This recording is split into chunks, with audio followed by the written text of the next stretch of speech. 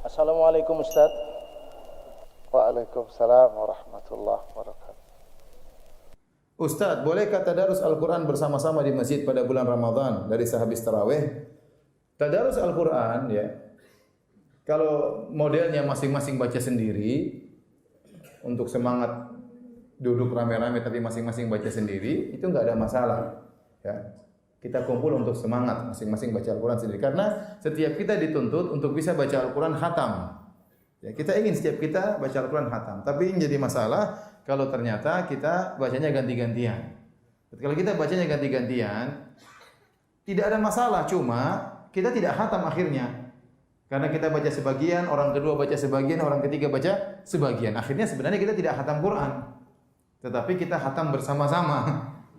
Itu padahal kita ingin kita khatam Quran ya. Kalau dalam rangka tadarus, dalam rangka saling belajar ya, enggak ada masalah. Saling belajar, ada yang di antara orang-orang tersebut pandai tajwid sehingga kamu baca sekarang 5 ayat pertama, oh ada yang salahnya gini, kamu lanjut 5 ayat kedua. Kalau salah ditegur, kamu lanjut 5 ayat ketiga. Ini enggak ada masalah, namanya belajar. Ini belajar. Tapi kita di bulan Ramadan kita dituntut untuk banyak baca Quran ya.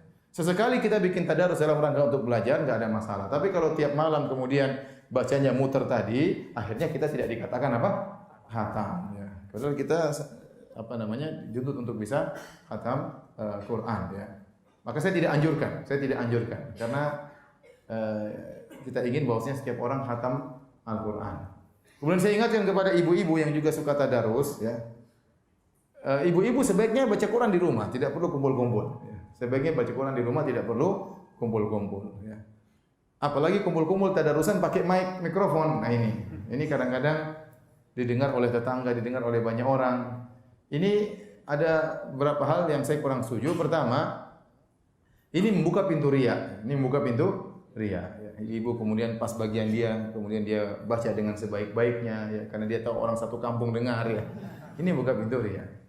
Ya, yang kedua tatkala dia tadarusan berarti dia tidak khatam, tetapi dia mendengarkan bacaan orang lain.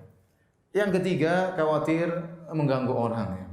Sudah malam, orang mau tidur, orang mau istirahat. Mungkin dia ingin tidur cepat supaya bisa bangun malam, sholat malam lagi. Kita nggak tahu, masing-masing orang punya keperluan berbeda-beda.